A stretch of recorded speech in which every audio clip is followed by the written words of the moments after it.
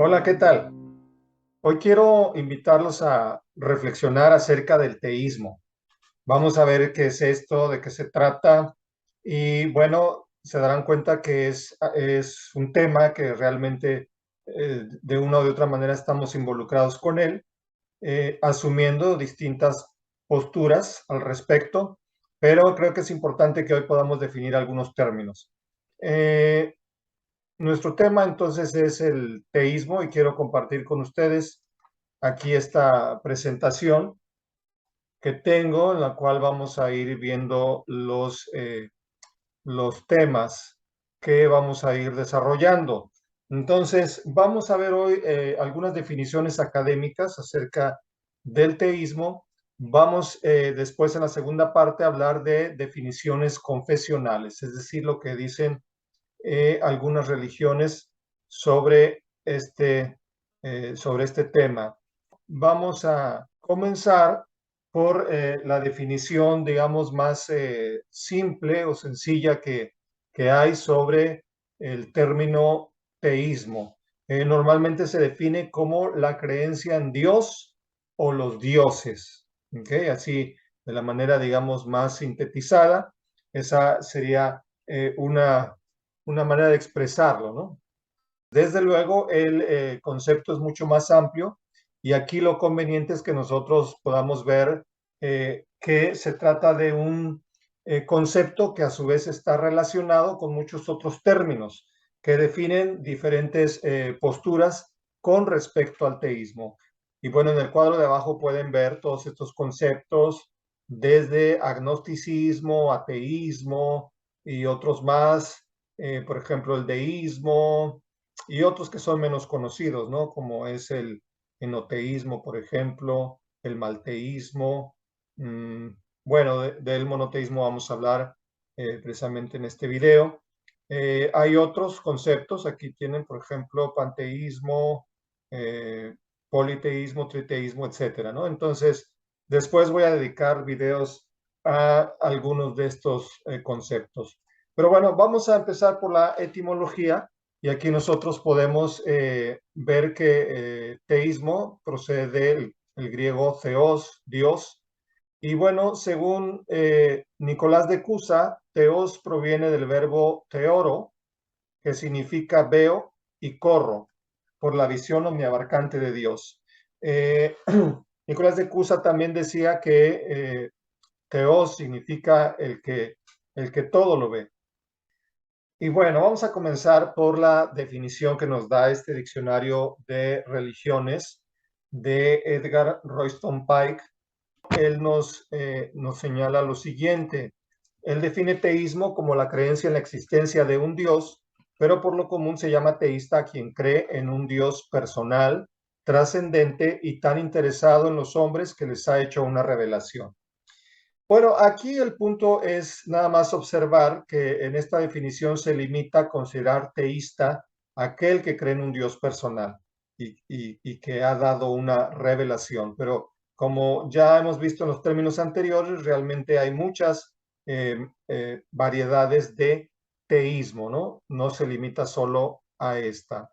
Ahora, la siguiente que les voy a compartir es tomada de este diccionario de religiones de varios autores y bueno, la manera en que lo definen es así. Dice que el teísmo es la creencia en un ser divino, único, trascendente y personal que creó el mundo y que, aunque implicado y relacionado en la creación, es distinto de ella. Este creador es inteligente, poderoso y moral, y puede actuar a través de su creación para el bien de la humanidad. Como ser personal, puede también revelarse a los humanos. El teísmo es un rasgo de la fe judía, islámica, cristiana, y se contrapone tanto al deísmo como al panteísmo. Eh, En esta definición yo tendría ahí nada más una diferencia y sería con respecto a lo que viene sobre todo en la oración final, donde dice que se contrapone tanto al deísmo como al panteísmo. No estoy de acuerdo porque tanto el deísmo como el panteísmo son variantes precisamente del teísmo. Entonces no podemos decir que es opuesto a menos que asumamos una definición muy desde la perspectiva cristiana o desde una concepción de un Dios meramente personal. Pero bueno, aquí tenemos una definición. La siguiente es tomada de este diccionario básico de las religiones de Pedro Santillán. Y bueno, la manera en que él define es así. Dice, el concepto y el término teísmo apuntan a una significación y creencia exacta. La existencia de un Dios personal, supramundano, creador y conservador del mundo. El teísmo supone la creencia en el único Dios, monoteísmo, que hizo el cielo y la tierra, distinto al mundo y a todo lo que existe, panteísmo. A este único Dios se puede llegar por la razón, filosofía, teología natural, por la conciencia personal, trascendimiento intuitivo, y por la fe apoyada en la revelación, religión revelada. Bueno, yo aquí también haría un par de observaciones. La primera es que esta palabra me parece que no es correcta. Trascendimiento no la he encontrado en el diccionario de la Real Academia. Creo que aquí la palabra correcta es trascendencia intuitiva, sería aquí el concepto. Pero bueno, en cuanto al contenido de lo que dice este autor, pues otra vez nos encontramos con que arrastra la idea del teísmo hacia la creencia en un Dios personal. Y en este sentido, por eso también se opone al panteísmo. Pero algo que sí me parece sumamente importante es en esta última sección donde dice que a este único Dios se puede llegar por la razón o por la conciencia personal o bien por la fe apoyada en la revelación. Entonces nos está brindando aquí tres, digamos, caminos para poder acercarse a Dios, es decir, para conocer a Dios. Puede ser mediante el razonamiento, que es lo que hace toda la filosofía y la teología natural, o puede ser también por la conciencia personal, que es, digamos, la vía mística, o bien por la fe apoyada en la revelación, que es lo que hacen las religiones reveladas, aquellas que se basan sobre todo en algún texto sagrado. Bien, vamos a pasar ahora a lo que son propiamente las definiciones confesionales, es decir, de las religiones. Pero voy a indicar aquí cuál es la ruta que vamos a seguir. Vamos a ocuparnos en este video exclusivamente del monoteísmo, pero específicamente de las religiones reveladas, ¿no? Y dentro de esas religiones reveladas, que pues hay muchas, que se basan en textos sagrados, tanto religiones antiguas, algunas ya incluso desaparecidas, como religiones modernas. Dentro de esta gama nosotros nos vamos a enfocar en las religiones abrámicas, es decir, aquellas que proceden de Abraham, del patriarca bíblico. Y bueno, de esas religiones son tres, son judaísmo, cristianismo e islam. Nosotros vamos hoy a seguir la ruta del cristianismo y específicamente de las iglesias históricas, porque el cristianismo desde luego tiene muchas variantes también, muchos grupos, algunos muy antiguos, otros recientes, pero hoy me quiero ocupar de las iglesias históricas, digamos, más conocidas. Vamos a comenzar por ver, en primer lugar, lo que dice la doctrina católica, y para eso voy a citar algunos artículos del Catecismo de la Iglesia Católica, específicamente de este compendio que me parece que resume muy bien los artículos de la doctrina. Y bueno, tenemos aquí entonces que para definir a Dios lo hacen a partir del credo apostólico, en donde su primer artículo comienza diciendo: creo en Dios, Padre Todopoderoso, Creador del cielo y de la tierra. Y bueno, la manera en que se explica en el compendio del catecismo, aquí tengo entre corchetes los artículos. En el número 36 dice: la profesión de fe comienza con la afirmación: creo en Dios, porque es la más importante, la fuente de todas las demás verdades sobre el hombre y sobre el mundo y de toda la vida del que cree en Dios. 37. Profesamos un solo Dios porque Él se ha revelado al pueblo de Israel como el único.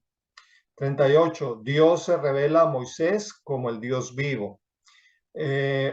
Las definiciones, desde luego, son más amplias. Yo aquí simplemente he seleccionado lo que considero más importante y bueno, de estos aquí mencionados, en particular me llama la atención el 36, donde dice que este conocimiento de Dios considera aquí es lo más importante porque es la fuente de todas las demás doctrinas acerca del hombre, del mundo y de la vida. Ahora, después ya comienza a definir a Dios como un solo Dios, Dios único, un Dios vivo. Y ahora miren en el artículo 40, ahí dice, al revelar su nombre, Dios da a conocer las riquezas contenidas en su misterio inefable. Solo Él es, desde siempre y por siempre, el que trasciende el mundo y la historia. Él es quien ha hecho cielo y tierra. Él es el Dios fiel, siempre cercano a su pueblo para salvarlo. Él es el santo por excelencia, rico en misericordia, Efesios 2:4, siempre dispuesto al perdón. Dios es el ser espiritual, trascendente, omnipotente, eterno, personal y perfecto.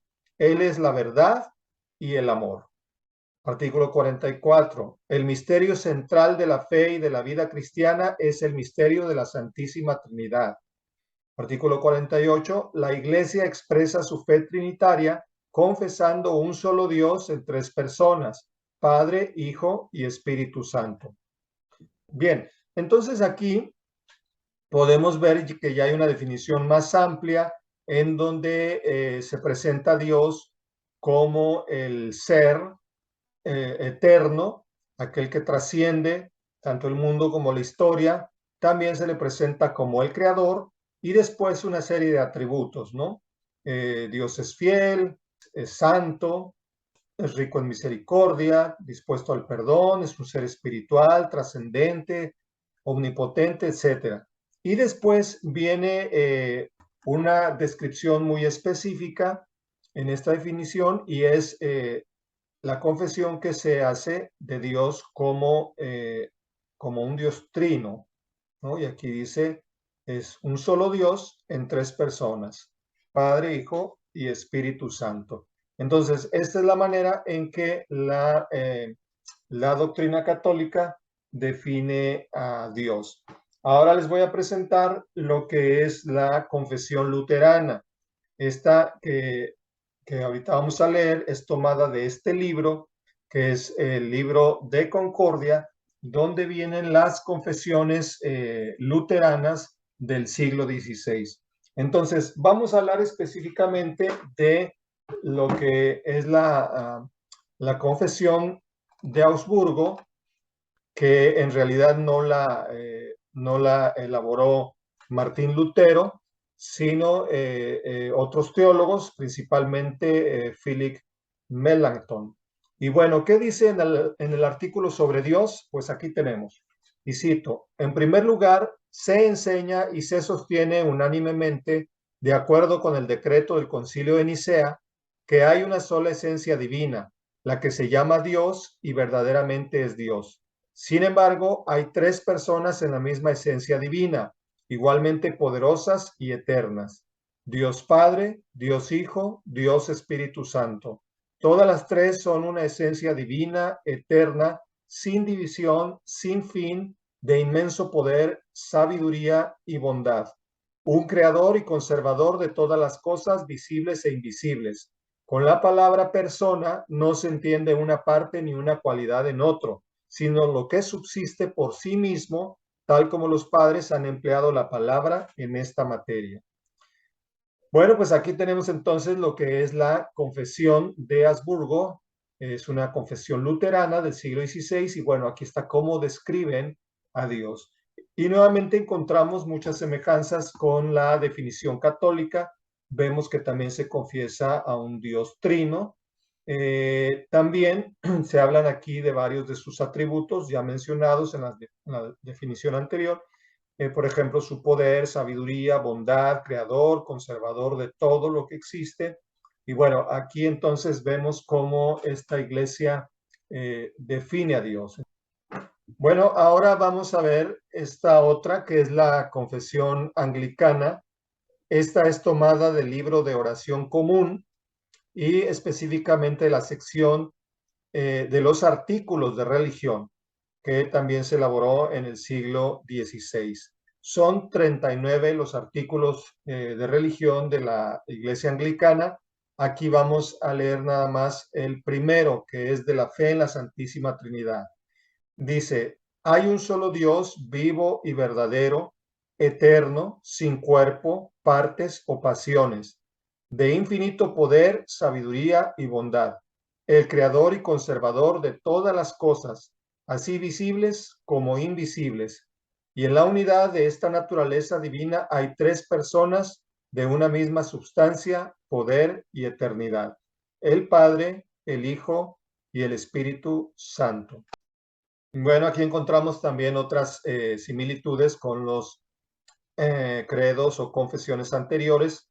Eh, hay algunos detalles diferentes, por ejemplo, donde especifica que es un Dios sin cuerpo, partes o pasiones, ¿no? Entonces, ciertamente en la Biblia vamos a encontrar muchas descripciones antropomórficas en donde se le atribuyen a Dios un cuerpo humano o las pasiones humanas, pero aquí está dando a entender que el concepto ya, eh, digamos, teológico, eh, considera que no es así, es decir, que este ser, al ser el espíritu universal, pues no tiene estas características humanas, ¿no?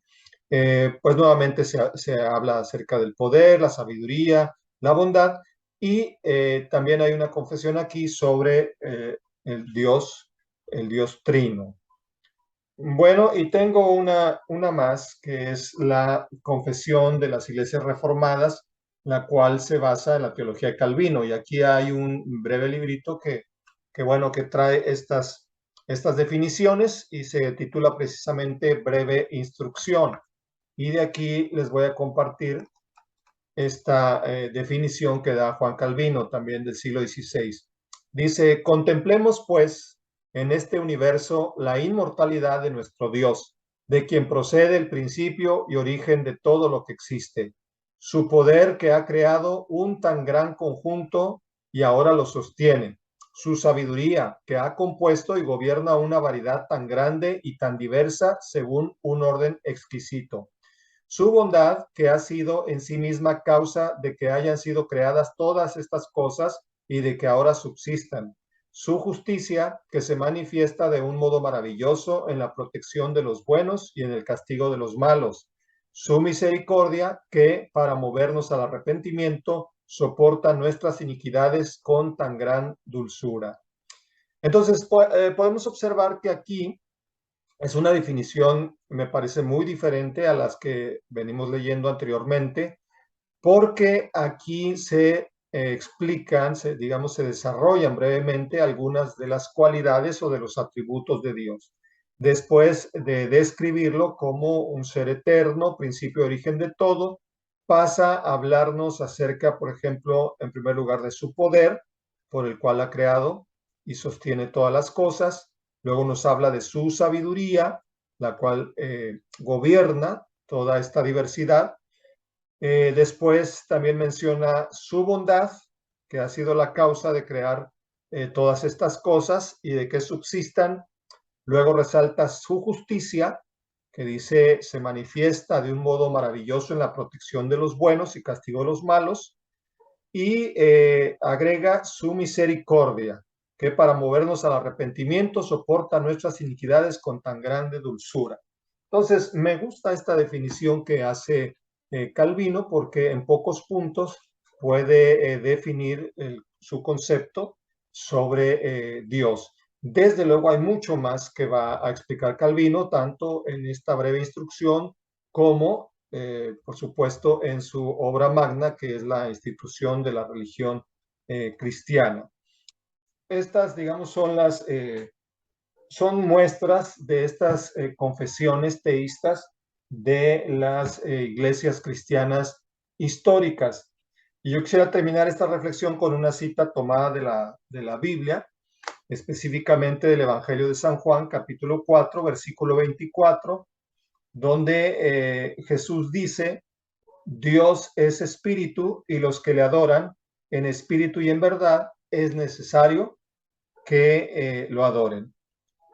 Bueno, esta es, digamos, una definición muy breve, pero sustanciosa del teísmo a la luz del pensamiento de Jesús, ¿no? En el cual tenemos ahí dos aspectos: primero lo que nos dice de Dios y luego lo que nos dice del hombre, específicamente de aquellos que le quieren adorar. De Dios nos dice: es espíritu.